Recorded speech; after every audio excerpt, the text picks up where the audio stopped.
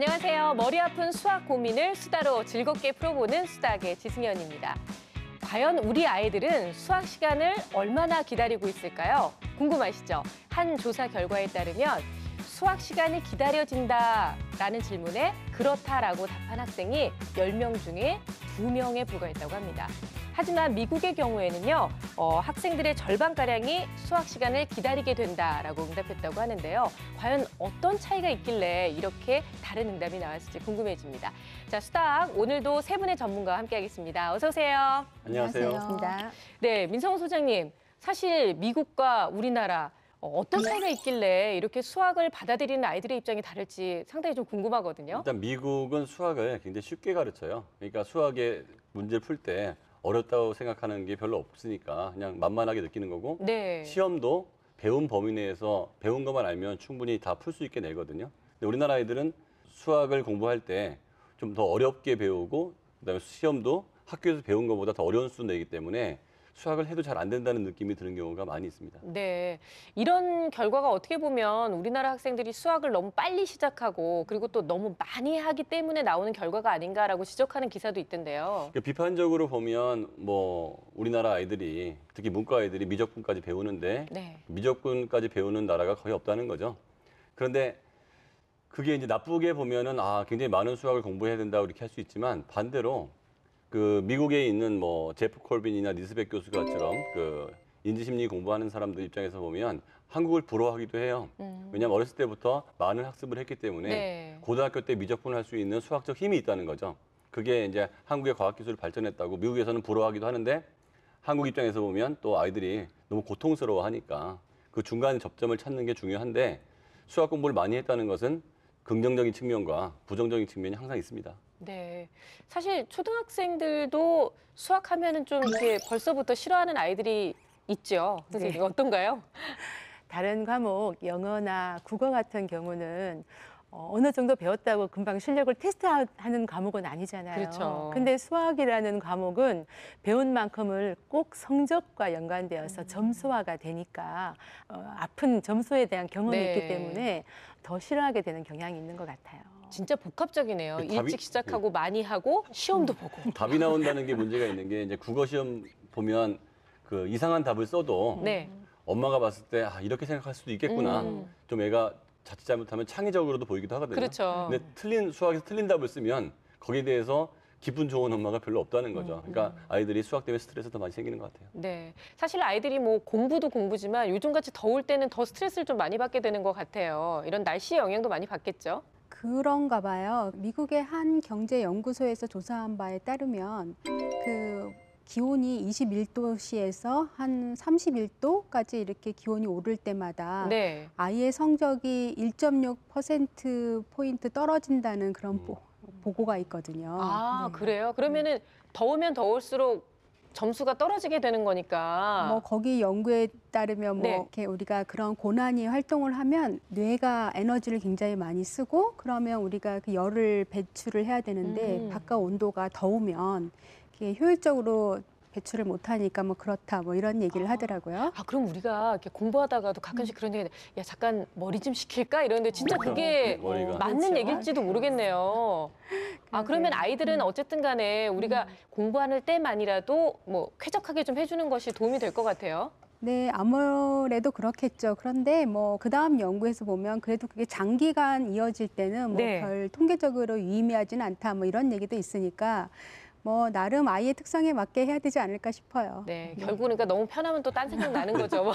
적절한 온도는 어떻게 보면 되냐면 24도가 적당하다, 27도가 적당하다 이렇게 말씀들을 하시는데, 네. 그러니까 얇은 긴팔 있죠. 와이셔츠 좀 얇은 긴팔 정도를 입고 춥지도 덥지도 않은 상태. 즉 어떤 아이는 24도가 매우 더운 아이도 있고요. 네. 어떤 아이는 24도가 매우 추운 사람도 맞아요. 있어요. 전 너무 춥거든요. 네, 그러니까 어느 책이나 잡지 보고 몇 도라고 해서 그 에어컨 온도를 거기서 딱 맞춰 놓으면 우리 아이한테 맞지 않을 가능성이 있으니까 네. 이 아이가 느끼는 체감 온도가 훨씬 중요합니다. 그렇습니다. 아이들 공부하는 환경을 또 이렇게 맞춰주는 것도 부모가 해줄 수 있는 좋은 역할이 아닐까라는 생각이 들어요. 자, 지난주 수다학에서는요, 우리 아이들이 가지고 있는 수학에 대한 고민들을 저희가 1위부터 5위까지 다 짚어봤는데요. 자, 오늘은 또 수다학에서 어떤 주제를 다루게 될지 오늘의 주제를 공개하겠습니다. 앞으로는 학교에서 배우는 수학이 실생활과 관련된 내용으로 크게 바뀌게 됩니다.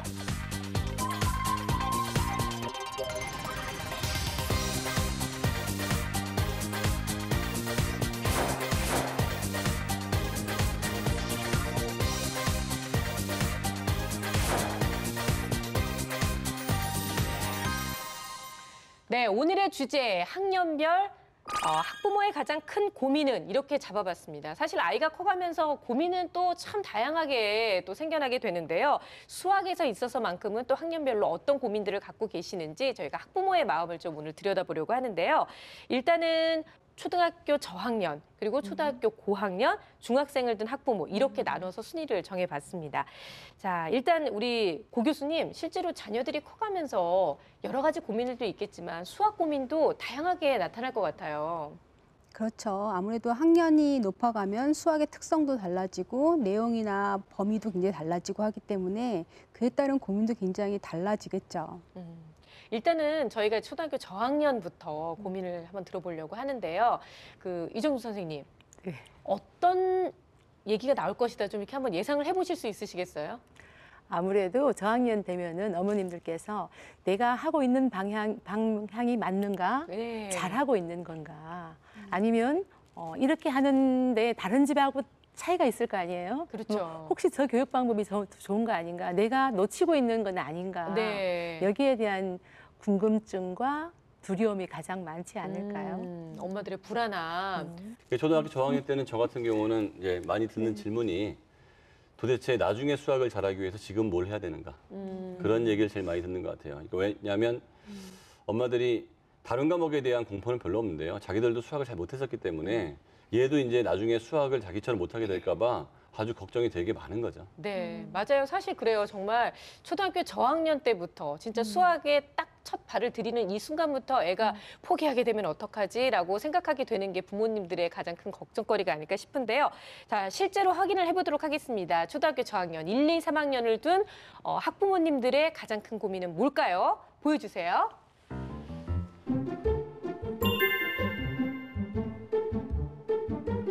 네, 놀이 수학에만 중점을 두고 공부해도 될까요? 이런 질문을 하셔서 주변에서 너무 많이 들어요. 놀이 수학을 해야 된다, 체험 위주의 수학을 해야 된다, 이래야 아이가 수학이 어렵지 않다고 느껴진다. 그런데 이런 얘기를 할 때마다 그냥 정말 놀이로만 그치게 될까 봐, 체험으로만 끝나게 될까 봐 그게 제일 걱정이거든요. 아니, 놀이 수학만 하느냐, 연산만 하느냐, 옛날에 또 학습지만 하느냐 네. 여러 가지 있었는데 결과적으로 다 해야죠. 다 해야 되는데 포인트는 연산 수학이 수학의 가장 기본이긴 한데 이게 매우 지루함을 느낀단 말이에요. 그렇죠. 그렇다고 이걸 안 하고 놀이 수학만 하면 지루하진 않는데 나중에 지나고 나면 내가 뭘 했는지 이제 개통이 안 쓰는 거죠. 그래서 두 네. 가지를 잘 배합해서 하는 게 중요하고 네. 저는 뭐라고 강조를 많이 하냐 하면 엄마가 매사에 이야기를 할 때 숫자를 섞어서 이야기하는 습관. 오늘은 반찬이 4개네. 아, 네. 그럼 4개 숫자잖아요. 그렇죠? 그다음에 나하고 같이 4시 반에 장을 보러 가자. 아, 이따가 가자 이렇게 하지 말고요. 이따가 아니고 4시 반에 가자. 그래서 미국의 어느 한 초등학교는 보통 50분 공부하고 10분 쉬든지 이게 이런 식으로 정해져 있는데 네. 그 학교는 등교 시간이 8시 45분이래요. 그리고 네. 수업 시간도 1교시는 45분. 뭐 이런 식으로 해서 애들이 계산을 하지 않으면 못 들어갈 수 있게끔 만들어 놨더니 6년이 지났더니 아이들의 수학적 능력이 좋아지더라는 얘기죠. 그러니까 일상생활 속에서 자꾸 숫자를 갖고 얘기하는 게 아이들한테는 굉장히 좋은 것 같아요. 네. 숫자뿐만이 아니라 그냥 도형 감각도 그런 식으로 생각할 수가 있는데 예를 들어서 뭔가 이렇게 나무가 나란히 돼 있으면 저 나무 2개는 참 평행으로 놓여 있네 뭐 이런 식으로 그렇죠.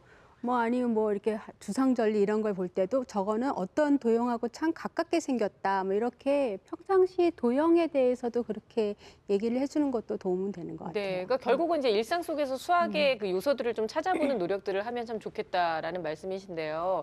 좀 궁금한 게 놀이 수학과 체험 수학은 어떻게 구분을 할 수 있는 건가요? 뭐가 다른 건가요? 놀이 수학, 체험 수학이 뭐 특별히 구분되어 있는 건 아니고요. 그냥 보통 우리가 일상적으로 얘기할 때는 놀이 수학은 어떤 교구나 이런 걸 가지고 뭐 게임이라든가 이런 활동 위주의 수학을 하면 그걸 네. 그냥 놀이 수학이라고 부르고 체험 수학은 어떤 수학적 이론 그 내용을 경험하거나 실험해 보기 위해서 하는 활동을 우리가 체험 수학이라고 보통은 얘기하는데 네. 그렇다고 놀이 수학을 딱 뭐를 놀이 수학이다 이렇게 얘기하기는 좀 어려워요. 근데 아까 연산 말씀하셨는데 사실 연산에 대한 연습도 놀이로 할 수 있거든요. 그러니까 예를 들어서 아이들이 계산을 하고 난 다음에 어떤 판에다가 이렇게 모양이 이렇게 있어서 자기 계산한 내용을 거기다 이렇게 칠해서 모양을 완성하게 한다. 그럼 이것도 일종의 놀이고 네. 아이한테는 연습이 되지만 뭐 그 아이를 때에 따라서는 그걸 뭐 놀이로 받아들일 수 있는 거죠. 그래서 만약에 놀이 수학을 어떤 아까 수학님이 말씀하신 것처럼 어떤 교구나 이런 걸 가지고 게임 위주 활동만 한다면 아마 우리나라 교육과정의 모든 내용을 커버하기는 어려워요. 그렇죠. 그래서 그것만 가지고 하기는 어렵다고 볼 수 네. 있는데 연산 연습도 좀 놀이로 전환해서 하는 방안을 많이 고안하면 뭐 그것도 좀 즐겁게 덜 지루하게 할 수 있지 않을까 하는 생각이 들어요. 실제 학교에서는 어떤가요? 사실 예전에 저희 뭐 어렸을 때 수학책하고 요즘 아이들 수학책을 비교해 보면 많이 재밌어 보이기는 하거든요. 근데 실제로도 이 놀이 수학을 하면 저학년 정도는 괜찮다, 수업 잘 따라갈 수 있다 이렇게 보세요? 지금 초등학교 1학년, 2학년의 교과서는 부모님들께서 보시면 깜짝 놀라실 거예요. 놀이마당, 체험마당에다가 다소 어떤 부모님께서는 이 아이가 이 문제를 이런 이야기를 이해할 수 있나 하는 부분도 있지만은 아이들의 좀 더 놀고 체험할 수 있는 그런 내용들이 상당히 많이 들어가 있어요.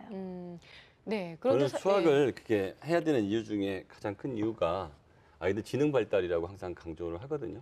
그런데 그 어린아이들이 이제 어떤 자극을 굉장히 많이 받으면 그쪽 지능이 발달을 해요. 즉 다시 말하면 지능은 타고난 거 한 50%, 개발될 여지가 50%인데 이때 놀이 수학 같은 게 큰 도움이 돼요.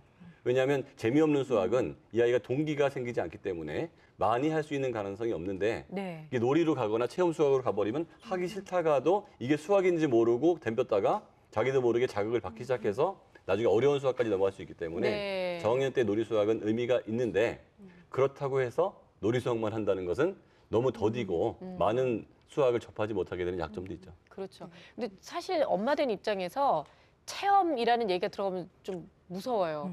왜냐면 일단 뭘 같이 해줘야 되고 시간도 많이 들어가고 그리고 요즘은 이렇게 그냥 부모님들이 고민해서 되는 것이 아니라 무슨 뭐 프로그램들이 굉장히 많이 있어서 일단 돈도 많이 들어가는 이런 부담들이 있거든요.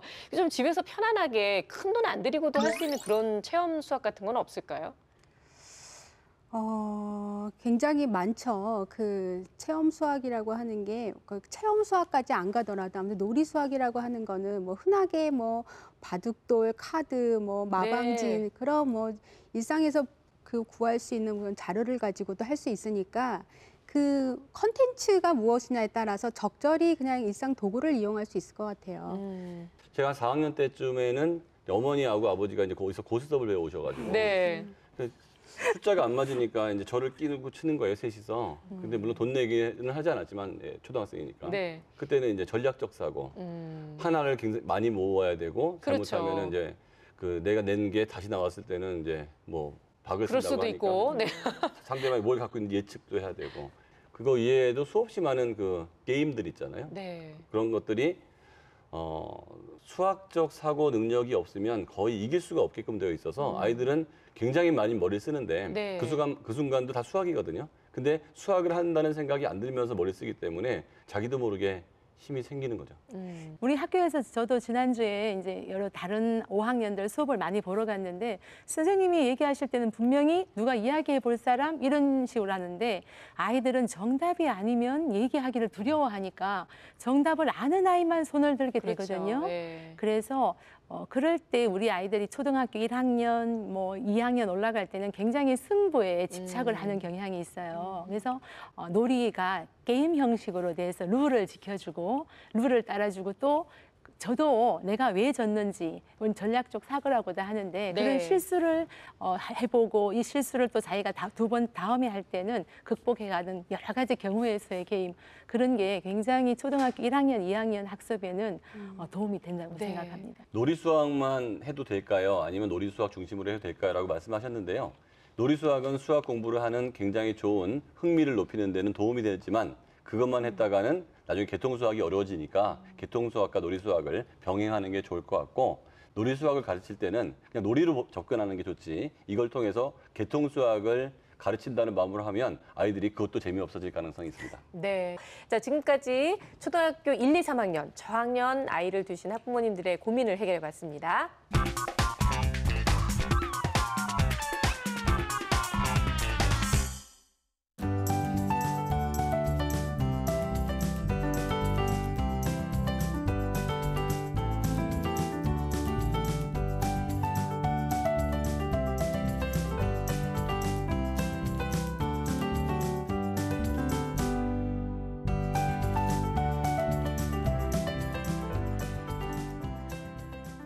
자, 이번에는요, 초등학교 고학년이죠. 이제부터 정말 수학이 어려워지기 시작하는 그 시점이에요. 4, 5, 6학년을 둔 학부모님들의 가장 큰 고민은 무엇일지 화면으로 함께 보겠습니다.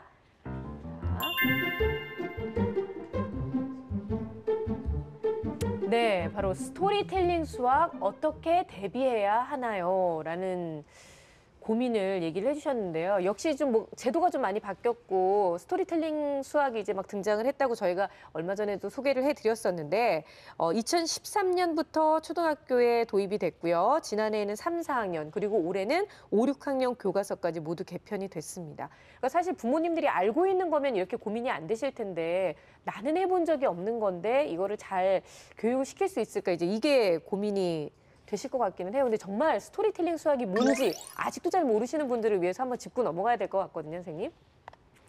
저는 처음에 스토리텔링이라는 이야기가 나왔을 때 우리 선배 선생님들께서 그런 얘기를 하시더라고요. 우리가 지금처럼 이렇게 이름 짓지는 않았지만 우리도 옛날엔 다 스토리텔링 수학을 애들한테 가르쳤다. 왜 덧셈 뺄셈이 모를 때는 네가 몇 개 가지고 있는데 동생이 와서 뭐 먹고 먹었어. 엄마가 또 네. 채워줬어. 그럼 몇 개니? 이렇게 시작을 했거든요. 그런데 고학년 아이들이 그러잖아요. 이게 배워서 어디 있어요? 왜 배워야 돼요? 이 이야기를 조금 더 이게 수학자의 일하나 우리가 생활에서 적용하는 이런 이야기를 넣었다고 좀 생각하시고 네. 스토리텔링 수학을 만나면 될 것 같아요. 그 스토리텔링 수학의 이제 그 도입은 제 초등학생들한테는 스토리텔링 수학이라는 표현을 쓰지만 이게 큰 학문적으로 가면 통섭, 융합 이렇게 융합, 되는 네. 거거든요. 그래서 지금 중학생들 저학년이 대학을 갈 때는 문이과가 통합이 돼서 문과 학생들도 과학을 공부하고 지금 현재 고등학교 과정도 그 통합과학이라고 해서 옛날 물리화학, 생물, 지구과학 따로 했는데 네. 섞어서 가르친다는 거죠. 이미 언어 시험을 봐도 그 국어 시험 문제에 수치 해석이라는 게 나오고 도표 해석이 나와서 이게 국어 시험인지 수학 시험인지 좀 애매한 느낌을 받을 때도 사실은 있어요. 근데 그거의 일환으로 이제 수학에 있어서 그 언어적인 요소, 대부분 이제 언어적인 요소, 그다음에 사회과학적인 요소, 과학적인 요소를 섞어서 이 아이들이 수학을 공부하지만 일상생활 속에서 수학이 이런 식으로 진행되고 있다는 거를 느낄 수 있게 만든 게 스토리텔링 수학인데 네. 예를 한번 보면 네. 예. 소장님께서 직접 준비를 해주셨는데요. 아, 이런 문제. 예를 들어서 이제 어느 동방신기라는 가수가 뭐 어떤 뭐 80만 명의 회원 뭐 어쩌고 저쩌고 이렇게 얘기해서 이런 얘기들을 쭉 나가는데 여기는 수학적인 요소가 있고 그거를 중심으로 문제를 한번 풀어보자 이렇게 나가는 거예요. 과거에는 그냥 이거 다음과 같은 식이 있으니까 답을 구하시오였는데 그거를 여러 가지 이제 이건 문화적인 얘기겠죠. 여기에 이제 뭐 봄, 여름, 가을, 겨울 계절적인 얘기가 들어가면 이제 과학이 생물이 들어갈 거고 네. 그다음에 지도가 들어가면 지리가 들어갈 거고 이게 딱 보니까 아이들 입장에서는 내가 좋아하는 동방신기 얘기가 나와. 막 그렇죠. 이러니까 관심이 일단 가기는 할 것 같아요. 그런데 이제 한 가지 이런 걸 봤을 때 부모님들이 부담을 느끼는 어떤 뭐 심리적인 이유랄까요? 그런 게 뭐가 있을까요? 글쎄요. 그러니까 스토리텔링 수학이라고 이름을 붙여서 그렇긴 한데 아까 다 말씀하신 대로 정말 우리 아이들이 어떻게 하면 좀 더 쉽고 재미있게 수학을 배울 수 있을까? 그런 취지에서 도입이 된 거죠. 원래 네. 그 스토리가 갖고 있는 힘이 있잖아요. 사실은 예전하고 크게 달라진 게 없고 조금 더 하나의 어떤 옷을 하나 입혀서 그런 쪽에 없는 아이들의 능력이 좀 없는 아이들한테 좀 도움을 주겠다는 네. 취지에서 시작이 된 건데 조금 과대한 바람이 분 게 아닌가 그런 네. 생각이 들어요. 네, 어쨌든 이렇게 바뀌게 되면 아이는 아이대로 적응을 해야 되니까 힘들고 또 부모님은 잘 가르칠 수 있는 방법을 찾아야 돼서 고민스러울 수밖에 없는데요. 뭐 우리에게 다가온 현실이니까 스토리텔링 수학을 좀 잘 접근하고 잘 가르칠 수 있는 방법들 한 분씩 또 말씀해 너무 주세요. 억지스러운 지금 우리 저 문제도 엄마가 보시기에는 요즘 아이들이 연예인을 얼마나 좋아하고 저 단위에 대한 이해는 되어도 사실 저 통문장이 어떤 수학적인 이해력이나 뭐 그 계산 문제 능력을 향상시키진 않잖아요. 그러니까 너무 스토리라는 데 집중을 하지 마시고 네. 수학자의 일화, 재미있는 일화라든지 아니면 우리 생활에서 엄마하고 오늘 하루 뭐 돈 쓴 이야기라든지 이런 식으로 병행해서 또 이야기를 하는 게 수학 일기를 써보자 하는데 엄마들은 뭘 한번 해보자 하면 너무 수학 일기도 또 하나의 과제가 되거든요. 네. 그게 아니고 이야기를 하는 의사소통을 하고 수학자의 한 사람을 가지고 와서 그 사례를 가지고 이야기를 서로 해보고 함께 만들어보고 들어보는 거기서 출발점을 주면 좋겠어요. 네. 소장님. 그러니까 스토리텔링 수학을 잘하는 방법은 일단 언어하고 수학의 융합이 가장 기본이기 때문에 네. 그 4학년 이상이 되는 아이들은 국어 수업을 좀 더 체계적으로 받으면서 그다음에 수학 공부를 해야 되는데 국어 공부를 되게 무시하는 경우가 그렇죠, 많거든요. 거의. 그래서 문장이 좀 길어지거나 그러면 문맥을 못 잡는 경우가 많으니까 사실 스토리텔링 수학이 수학을 쉽게 만들자는 거지 어렵게 만들자는 것이 아니어서 그 너무 큰 부담은 가질 필요 없을 것 같고요. 다만 스토리텔링 수학 플러스 과거의 계통 수학도 함께 해주는 게 훨씬 더 안전한 게 스토리텔링 수학을 들어가더라도 거기에는 수학적 개념이 다 들어있거든요. 근데 그 스토리로만 접근하면 개념을 파악을 못하고 그냥 하나의 에피소드만 기억나는 네. 그런 일이 생기니까 개념과 스토리를 같이 병행하는 게 안전할 것 같습니다. 그리고 너무 말을 요즘 아이들이 좀 이렇게 빨리빨리 잘한다고 생각을 많이 해서 그런지 애가 이 정도는 이해할 거야라고 생각하는데 여전히 애는 네, 애더라고요. 그렇죠. 그걸 좀 받아들여야 될 것 같아요. 수학 교과서에 나오는 스토리텔링이라는 그 자체에 너무 어머님들께서 신경 써주지 말고 네. 수학 교과서에 나오는 지문들 중에서 아이들이 이해하기 어려운 말 있잖아요. 그런 것을 아이들하고 의사소통을 통해서 한 번씩 풀어주고 그 낱말의 뜻을 확실하게 알고 넘어가면 스토리텔링 어떤 종류의 문제가 나와도 아이가 이해하기는 훨씬 쉽다고 생각해요. 지금 금방 말씀하신 것 중에 이제 중요한 거 하나가 요즘 수학 교육의 굉장히 중요한 핵심 역량 중에 하나가 수학적 의사소통이에요. 네. 그게 아마 그 스토리텔링하고 지금 맞물리면서 굉장히 스토리텔링이 확대 해석이 된 것 같은데 그거와는 별개로 수학적 의사소통이라고 하는 역량이 굉장히 중시 여겨지는 시대거든요. 네. 그래서 자기의 생각을 글로 표현한다거나 말로 표현한다거나 다른 사람의 생각을 듣고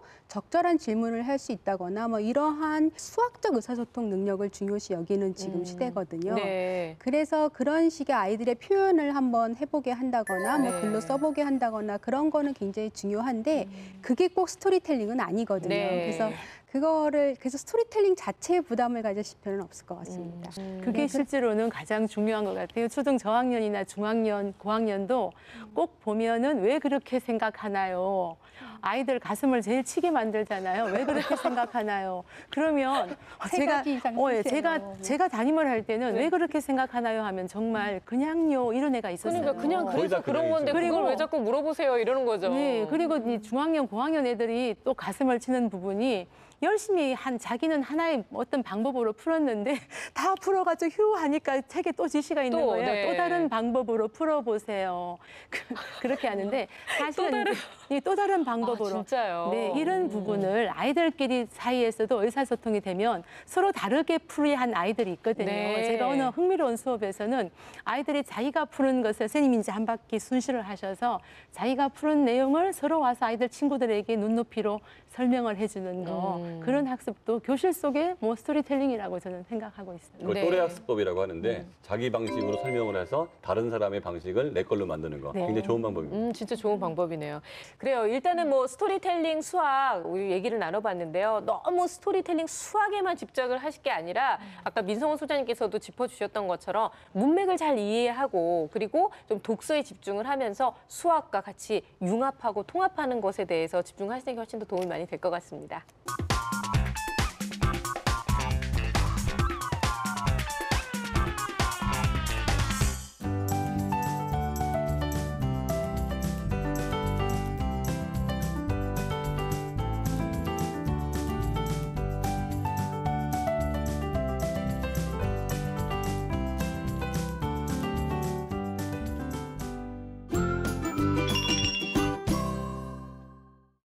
네, 이번에는 여러분들의 수학 고민을 해결해 드리는 시간인데요. 많은 사연들을 또 보내주셨어요. 먼저 학부모님들의 사연 만나보겠습니다. 자, 이렇게 볼까요? 초등학교 5학년 딸을 둔 엄마입니다. 우리 아이가 어느 순간부터 수학 문제집이나 교과서를 숨겨놓고 보여주려고 하지 않습니다. 저는 평소 학습량 갖고 뭐라고 하는 엄마가 아니고요. 터치도 전혀 안 하는 엄마라고 자부할 수 있는데요. 아이가 갑자기 그러니까 좀 당황스럽네요. 사춘기라서 저러나라고 생각도 해봤지만 국어나 사회를 갖고 그러지는 않기 때문에 그것도 원인은 아닌 것 같습니다. 어느 날은 얼마나 꽁꽁 숨겨놨는지 결국 문제집이고 교과서고 하나도 찾지를 못했는데요. 학원 선생님도 아이가 별 문제 없이 잘 따라간다고는 하시는데 왜 제가 간섭하는 것 자체를 싫어하며 반항을 하는지 모르겠어요. 어떻게 할까요? 라는 고민을 주셨어요. 여기 정답이 여기 숨어 있는데요. 간섭. 아니 진짜 아이의 마음속에 뭔가 있을 것 같아요. 선생님들의 의견을 좀 들어보고 싶은데요. 엄마들은 나는 정말 좋은 엄마라고 생각하는 엄마들이 많아요. 나는 많은 게 아니라 다 그렇게 간섭도 안 생각하잖아요. 하고 네 의견도 잘 들어주고. 그런데 이제 상담실에 상담하다 보면 네 의견 듣자. 너 왜 이렇게 수학 공부가 힘드니? 그럼 얘가 말을 안 하고 있잖아요. 네. 그럼 엄마가 다시 얘기를 해요. 얘가 수학 공부가 왜 힘드냐면요. 이러이러한 이유고. 어떨 때 제일 좋으니? 그럼 얘가 대답을 잘 안 해요. 안 해요. 그래서 이러한 이유고. 엄마는 간섭을 좀 많이 하신 편인가요? 전혀 간섭하지 않아요. 그러니까 자기가 얼마큼 간섭하는지를 모르는 엄마들이 많은 것 같고요. 아이가 수학을 그렇게 숨겨놓을 정도라면 객관적인 시각으로 딴 사람한테 물어보는 게 좋을 것 같고 네. 정말 간섭 안 하는 사람은 수학 교과서나 참고서를 숨겨놓은 것도 모르겠죠. 근데 정말로 좀 이렇게 간섭을 안 하시는 분이라고 한다면 아이가 이렇게 숨겨놓는 뭐 다른 이유도 있을 수 있지 않을까요? 뭐 아이한테 정말 물어보고 싶은데요. 네. 그런 경우는. 근데 얼핏 드는 생각은 혹시 아이가 엄마의 그 과도한 기대를 혹시 느껴서 왜 이렇게 실망시키고 싶지 않은 거 있잖아요. 네. 아까 학원 선생님은 별 문제 없다고 네. 하는데 제가 보기에는 학원 선생님이 잘못 파악했을 수도 있어요. 그러니까 아이는 뭔가 설명할 때 그냥 뭔가 열심히 쓰고 있다고 생각하면 열심히 듣는다고 생각하거든요. 네. 그런데 정말 머릿속으로는 진지하게 몰입을 안 하고 있는 거죠. 그러면 네네. 수학은 그냥 겉으로만 쓰는 걸로는 학습이 된다고 볼 수 없거든요. 그래서 뭔가 문제는 발생하고 있는 건데 네. 그거를 지금 늦기 전에 왜 그런지는 정말 알아봐야 될 상황인 것 같아요. 아이한테 직접 물어보는 게 좀 위험할까요? 아니요, 저는 왜냐하면 다른 과목 전부 다 보여주지 않는다고 하면은 이 아이가 사춘기 단계에서 부모의 간섭이 싫은 단계가 들었었을 거예요. 네. 근데 지금 다른 사회나 국어 이런 과목은 문제가 없는데 특히나 수학에 수학만. 그렇다라고 하는 것은 아마 이 아이가 수학에 대해서 조금 어려움을 겪고 있는 이제 그 시작점은 분명한 것 같고 그리고 어머니께서도 아이가 하는 대로 다 두는데 아이 모르게 막 그렇게 찾아본다고 하는 것은 어머니가 자기 점검도 한번 네. 해보셔야 될 것 같아요. 아. 그래서 적어도 당장 아이를 뭐 네가 어떠니 하고 아이의 수준을 점검하는 확인 질문을 하시지는 말고 첫 번째는 부모님이 내가 하는 염려를 아이한테 들려줄 필요는 있는 것 같아요. 네. 내가 왜 네 이걸 찾아보고 이런 하는 만약에 네가 수학 이런 공부에서 어려움을 느낀다면 엄마도 좀 알고 도와주고 싶다라는 이런 대화를 5학년 단계에서 감출 정도가 되면은 그 아이하고 솔직히 한번 이야기를 네. 해보는 게 가장 좋은 방법 같아요. 그래요. 저도 그렇게 느껴지네요, 그쵸. 진짜. 그냥 아이한테 뭐 지금 못하는 건 괜찮아. 그런데 만약에 엄마가 도와줄 수 있는 부분 우리 같이 한번 고민해보자. 그렇게 얘기를 해도 상관없는 거죠. 네, 상관없다. 그 사이가 좋은 경우가 있고요. 네. 엄마하고 아이하고. 엄마는 좋다고 생각하는데 아이는 안 좋은 경우가 있어요. 그건 아빠한테 물어보면 돼요. 아, 그래요? 아빠한테.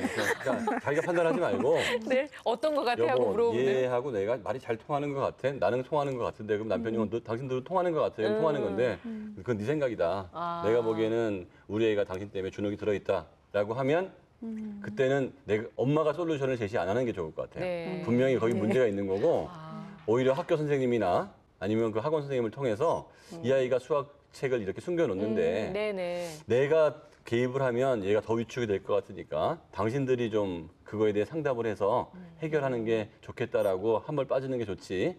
나는 끝까지 좋은 엄마라고 생각하시면 상대방이 안 그런 경우가 의외로 많습니다. 네. 그렇다면 그렇네요. 엄마가 먼저 자기 점검을 해봐야 그걸 돼요. 남편을 통해서 하시는 게 제일 점검을 하고 그다음에 본인이 할지 아니면 뭐 주변에 학교 선생님이시든 아니면 학원 선생님께 부탁을 해서 이 아이가 어떤 고민이 있는지 한번 아이의 얘기를 들어보는 걸로 네. 이렇게 한번 접근해 보시는 게 좋을 것 같아요. 그래도 어쨌든 솔직한 얘기는 좀 한번 좀 나눠보시는 게 좋을 것 같습니다. 네, 이번에는 우리 학생이 보내준 사연을 함께 만나볼 텐데요.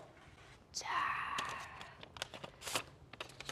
아유, 길게도 썼어요. 안녕하세요. 저는 지금 6학년입니다. 수학을 썩 잘하는 편이 아니어서요. 지금 학원을 2군데 다니고 있어요. 학원에 가면 실력 테스트를 하고 매 월마다 월말 테스트를 봅니다.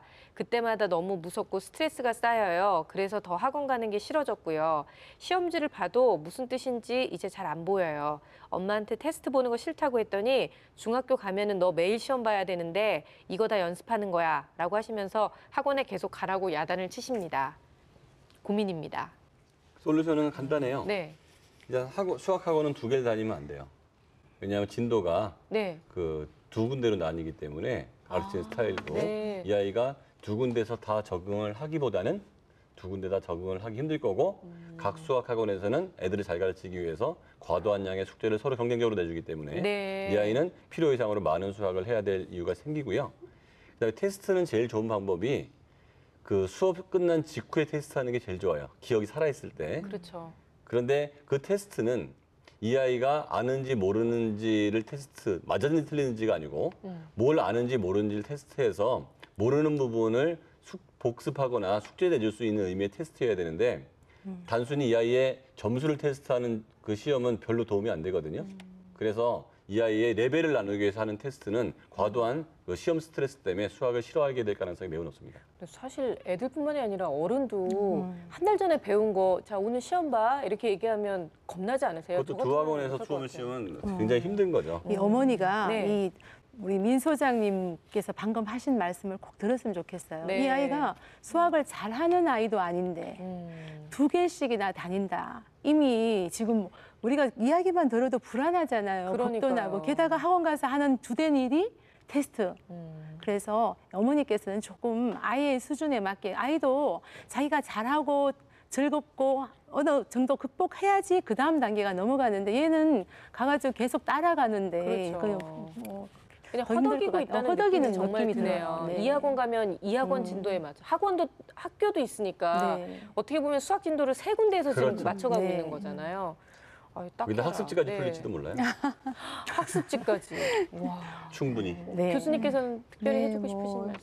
그냥 그런 얘기 들으니까 가슴이 멍멍하네요. 그러게요. 네. 뭐 일단은 가장 중요한 건 아이가 지금 더 이상 상처받지 않도록 해주는 게 네. 참 좋을 것 같아요. 그리고 어머님께서도 이 아이가 이런 마음이라는 거 알아주셨으면 좋겠는데 근데 이거를 방송을 보지 않으시면 아이가 먼저 말을 꺼내기도 참 어려울 것 같거든요. 그러니까 아이가 적극적으로 자기가 사연을 보냈으니까 네. 엄마한테 같이 보자고 하는 게 이 방송은 제가 항상 얘기하지만 엄마가 보고 애한테 얘기하지 말고 그냥 같이 보세요. 맞아요. 네.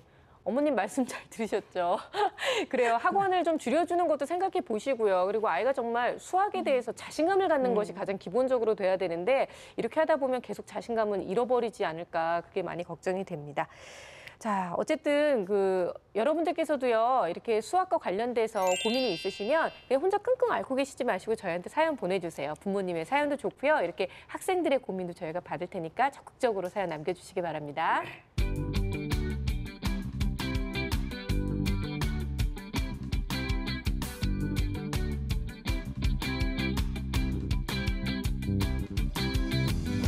놀이를 하고 난 다음에 놀이 안에 들어있는 수학적인 그 구조가 무엇인지를 생각하게끔 하는 시간을 좀 줘야 돼요. 한번 너무 큰 부담은 가질 필요 없을 것 같고요. 개념과 스토리를 같이 병행하는 게 안전할 것 같습니다.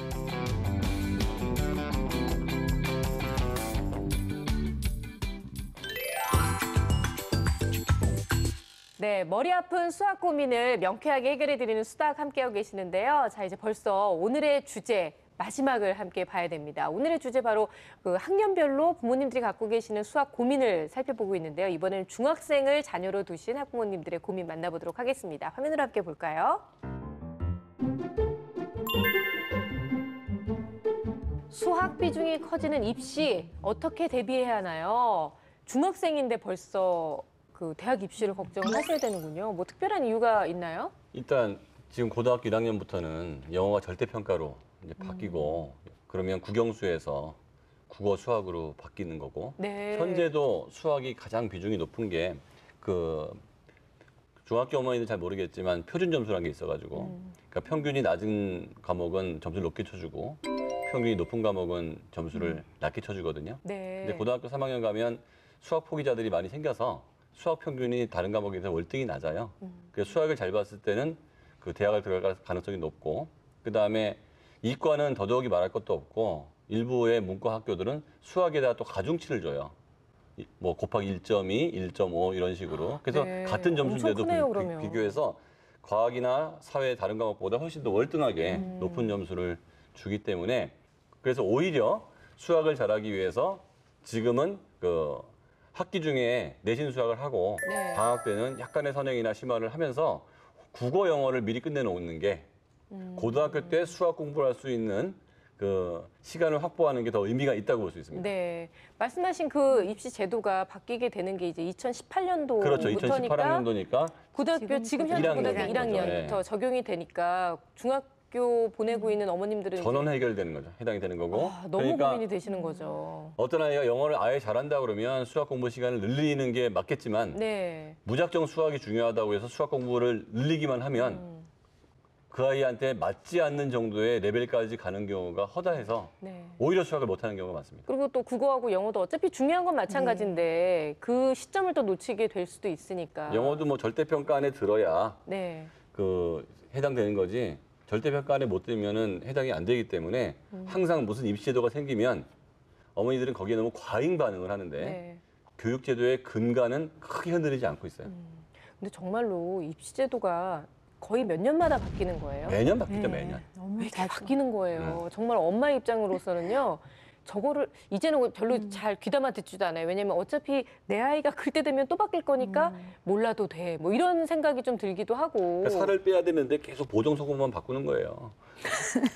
그게 뭐냐면 이제 가장 큰 문제는 선생님 왜 이렇게 아프게 얘기하세요? 정말 제가 제일 찔리죠. 이제 귀에는 쏙 들어오는. 그게 뭐냐면 상처가 되네요. 우리나라 수학, 그 입시에 문제가 하나도 없어요. 사실 공정하고. 네. 근데 이제 떨어진 사람들의 그 불만을 해소해주기 위해서 제도가 문제인 것 같은데 좋은 대학은 적고 가겠다는 애들이 많은 게 문제면 문제지. 그래서 안정적으로 가는 게 훨씬 좋을 것 같음에도 불구하고 네. 모든 정책은 안정적으로 가겠다고 얘기하면서 내 거부터 안정적이라는 게 문제죠. 엄마들 입장에서는 와 정말 이제는 들어도 잘 모르겠다. 그리고 내가 이걸 알려주지 않으면 내 아이가 손해를 보겠구나라는 생각이 많이 들거든요. 실제로 엄마 입장에서 정말 보셨을 때 그런 생각이 어떠셨어요? 들더라고요. 이게 아이가 학교 공부만 잘하면 대학 가는 줄 알았는데 네. 대학마다 또 전형도 다 다르니까 이 엄마의 정보력이 아이의 대학 가는 수준을 결정한다고 생각하니까 학년이 올라갈수록 엄마가 더 초조해지고 네. 또 얼마 전에는 입시 설명회 옛날에는 중학교, 고등학교 엄마들이 주였는데 이제 정말 슬프게도 유초 부모가 더 많은 비율을 급하시네요, 차지했다. 그분은. 예, 그런 기사도 있어서 부모님들은 굉장히 불안해하실 수도 있을 것 같아요. 네, 실제로 뭐 경험들이 다 있으시잖아요, 그렇죠? 어떠셨어요, 교수님께서는? 다른 건 몰라도 수학에 대해서 만약에 입시와 연관지어 생각한다면 그 수학을 잘하면 다른 과목도 잘한다 이렇게 보통 생각을 하거나 아니면 수학이 굉장히 변별력이 높은 과목이다라고 해서 수학이 굉장히 입시의 비중이 높은 과목인 게 맞아요, 그렇죠? 그리고 아까 수학님 말씀하신 것처럼 수학을 잘하고 즐기는 아이라면 지금 하던 대로 하면 되지만 네. 만약에 굉장히 힘들어하는 아이라면 저도 소장님처럼 그렇게 했을 것 같아요. 지금은 일단 얘가 잘하는 과목에 또는 집중을 국어나 좀 해주고. 영어에 이제 치중을 하고 있다가 그 다음에 나중에 조금 더 이제 아이가 인지적으로 좀 성장했을 때 그때 필요성을 더 느꼈을 때 이제 다시 하는 거죠. 네. 어쨌든 뭐 매년 바뀔 수밖에 없는 입시 제도가 우리가 가져야 되는 현실이라고 한다면 일단은 입시 제도가 바뀌는데도 불구하고 내 자신이 안 흔들리면 되지 않을까라는 생각이 결론적으로 드는데요. 이렇게 내가 흔들리지 않으려면 어떻게 해야 될지 우리 선생님들의 조언을 좀 한번 받아봤으면 좋겠어요. 네, 이정수 선생님부터. 흔들리지 않으려면 우리 아이를 잘 알아야 됩니다. 엄마들이 본인 사실은 아이를 잘 안다고 생각하는 자체가 어느 정도는 과장이거든요.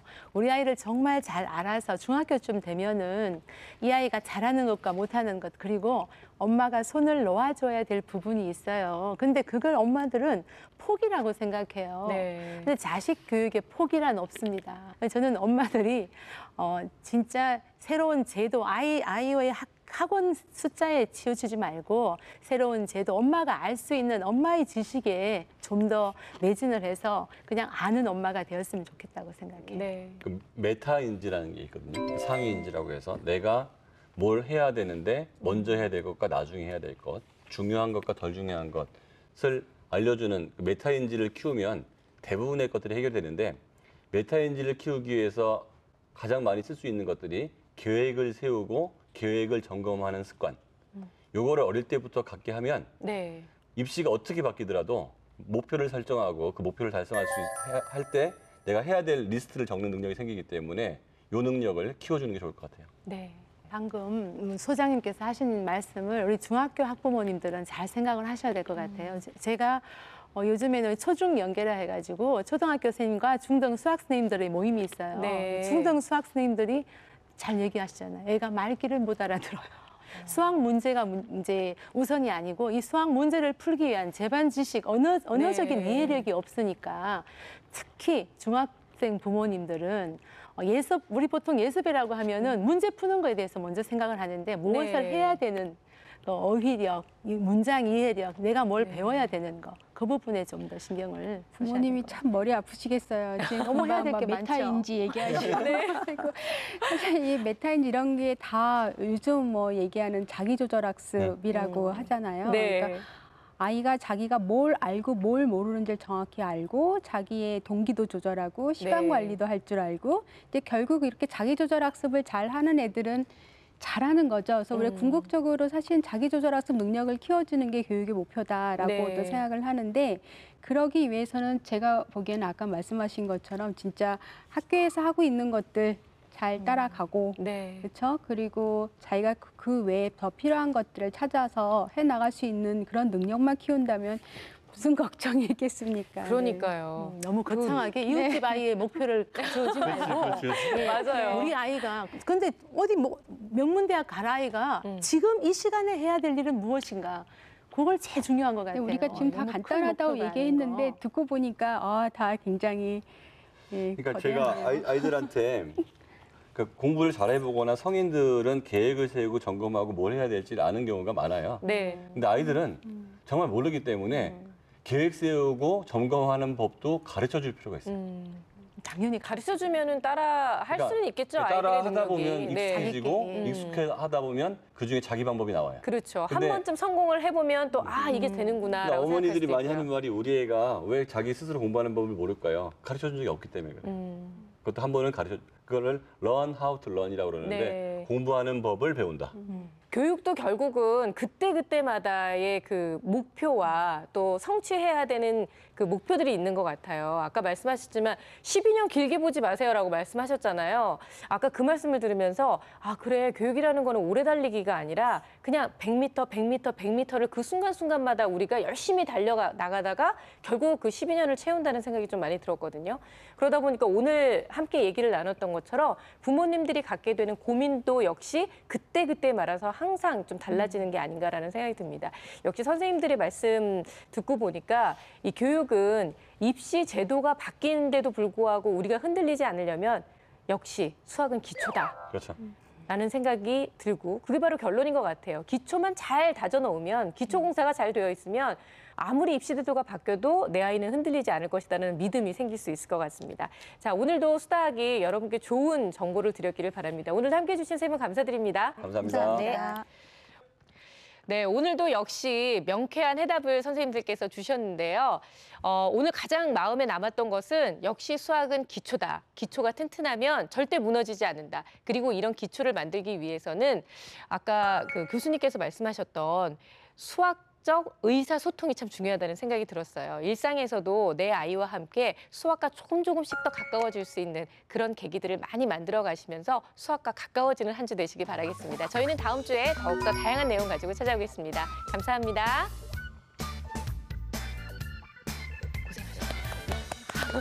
고생하셨습니다. 마무리할 때만 얌전하게 막.